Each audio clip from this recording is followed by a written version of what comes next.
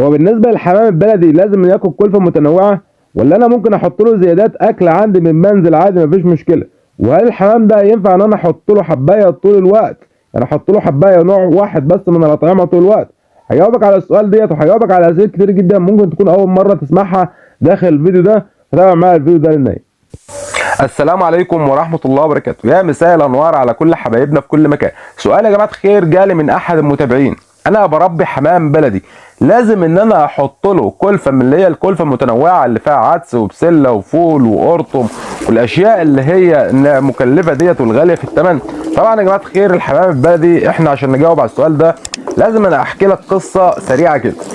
طبعا احنا نطلع نلاقي ما كانش في حاجه اسمها كلفه متنوعه. يعني انا بربي حمام بقالي اكتر من 20 سنه، والله اكتر من 20 سنه وانا بربي الحمام ده، تمام كده. فطبعا انا كنت اطلع ما الاقيش حاجه اسمها كلفه، ما كانش في حاجه اسمها فول على عدس على بسله على قرطم على غله على الحاجات دي كلها، ما كانتش موجوده. كنا معظم الوقت بنحط الحمام ده حبايه حبايتين بالكتير، نحط له قمح نحط له ذره، وكانت الدنيا ماشيه وكان في انتاج وكانت الدنيا زي الفل ما شاء الله تعالى. ولكن في السنين الاخيره مع تغير المناخ وتغير الجو وتغير كمان ان احنا الناس اللي بتشتري كلفه دي، الكلفه دي بتبقى متخزنه عند التاجر بالشهر والاثنين، وفي كلفه بتتخزن بالسنين عشان بس نبقوا فاهمين. فالكلفه دي لما انا بحطها للحمام وهي متخزنه فترات طويله فطبعا بتضر الحمام، وكمان بيبقى في الحاجات ديت بيبقى فيها مواد حافظه عشان ان الكلفه ديت ما تسوسش، وبالتالي الحاجات ديت برضه بتضر الحمام. كان في برضه يعني انا اوعى ان ما كانش في حاجه اسمها علف، يعني البادي والاعلاف اللي احنا بنحطها للدواجن والحمام والاشياء ديت ما كانش في حاجه اسمها طبعا اعلاف. كان كل الناس بتحط الحبوب، حتى قبل ما تظهر الفراخ البيضه والدواجن البيضه ديت ما كانش في حاجه اسمها اعلاف. كان كل الناس كان بتدي الحبايه المكسوره اللي هي حبايه الذره الاصفر، ما كانش في الفراخ ديت الدواجن ديت ما كانش بيبقى في حاجه اسمها اعلاف نهائي، كان كل اعتمادنا على الحبوب. فلما ظهرت الاعلاف ظهر معاها امراض. ليه ظهر معاها امراض؟ لان الاعلاف ديت بتبقى مصنعه من عظم المواشي، بتبقى مصنعه حاطين عليها جير، حاطين عليها املاح، حاطين عليها نسب كتير جدا بتضر الطيور عندنا.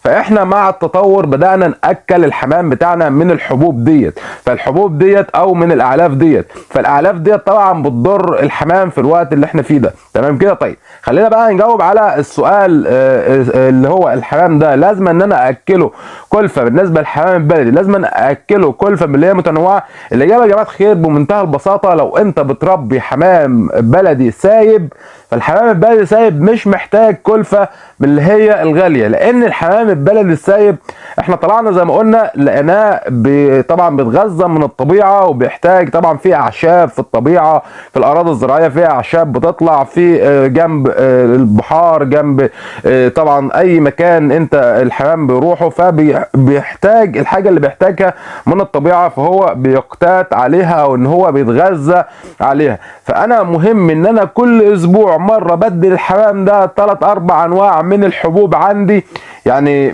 مش اكله بقى على طول اكله حبايه واحده، لا، الحبايه الواحده بتضر، لو خصوصا لو انت بتحط عيش بس او بتحط قمح بس، فالحبايه دي بتضر، لان الحاجات دي وكمان الذره البيضاء، يعني الذره البيضاء يا جماعه خير ممنوعه نهائي، عشان الذره البيضاء ده فيه نسبه دهون عاليه جدا، ان الذره البيضاء فيها نسبه دهون عاليه جدا. لو انت بتحط ذره بيضاء فانا عايزك تتوقف تماما تماما، ممكن تدي حبوب صفراء فيها نسبه دهون بسيطه شويه بعكس الحبايه البيضاء، تمام كده. طيب يبقى انا هنا لو بربي حمام سايب فمش محتاج ان انا احط له كلفه متنوعه. طيب لو بربي بقى حمام محبوس لازم ان انا احط له كلفه متنوعه، وبرضه مش هقول لك حط له باستمرار. في بواقي اطعمه عندنا من منزل ممكن ان انا احطها للحمام عادي، ما عنديش اي مشكله، ولكن بشروط. الحبوب اللي انا بقدمها للحمام ده يعني رز مطهي يكون الرز ده مش بقاله يوم او اتنين متخزن، او مش بقاله طبعا حاطط عليه طبيخ وطبعا بقى حامض والقصه دي كلها. طبعا ده ممنوع. ممكن حبوب نظيفه، بقى حبوب عند المنزل نظيفه ممكن طبعا اقدمها الحمام. زي ما قلنا قبل كده ان الحمام بيقتات على جميع انواع الحبوب. انا ممكن ناكل الفاصوليا، ممكن ناكل اللوبيا، ممكن ناكل عدس، البسله، الحاجات اللي احنا بنستخدمها في المنزل دي، الفول، الحاجات دي كلها، الحاجات ديت بيستخدمها او بيتغذى عليها الحمام. فانا ممكن اي بواقي عندي احطها للحمام، ما عنديش اي مشكله. طيب السؤال بقى هنا بيقول ينفع احط حبايه واحده للحمام عندي طول الوقت؟ هقول لك ينفع وما ينفعش. طب ينفع ليه وما ينفعش ليه؟ ينفع لو انت الحمام بتاعك بيطير وبيروح الاراضي الزراعيه. لو الحمام بتاعك بيطير، وفي حمام طبعا يا جماعه الخير اخره ان هو يقف على سطح المنزل، ليه؟ هو اصلا متعود منك ان انت كل يوم بتحط له الوجبه بتاعته، فكده كده هو ضامن ان هو هياكل. ولكن في حمام تاني، يعني في ناس بتقول لك، في ناس مربيه 5 جواز تحت بير السلم، في ناس اللي في الاراضي الزراعيه ما بتحطش اكل خالص الحمام.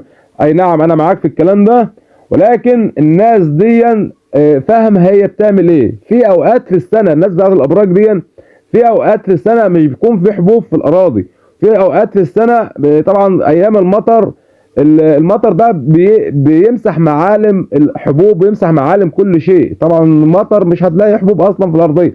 ففي الوقت ده الناس دي بتحط اطعمه للحمام، وممكن بيحطوا له حبايه واحده كمان بالنسبه للحمام البلدي او الحمام البري. لان النوعين الحمام دول يا جماعه الخير مناعتهم ما شاء الله، يعني اقوى انواع الحمام في المناعه الحمام البري والحمام البلدي.